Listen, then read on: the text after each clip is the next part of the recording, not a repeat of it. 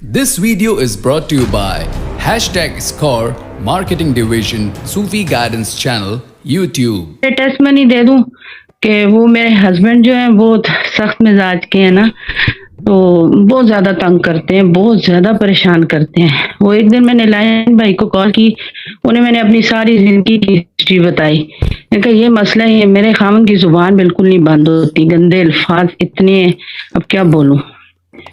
उन्होंने मुझे कहा कि आप बिस्मिल्लाह पढ़ा करें, 11-19 दफ़ा बिस्मिल्लाह पढ़ लिया करें। बिस्मिल्लाह मैंने पढ़ना शुरू किए तो माशाल्लाह से घर में अब बहुत अमन है, माशाल्लाह से। ठीक है, बहुत अमन है। कभी कभार हो जाता है, वो तो इंसान की नेचर है, एकदम चेंज नहीं होती। सही बात है। जैसे कि ईमान खान को अभी हुआ था ना कि इज अ स्पॉइल्ड ब्रैट, ठीक है ना। मैंने बता दिया था, वेलकम टू मदरहुड। जी बोले बोले बोले।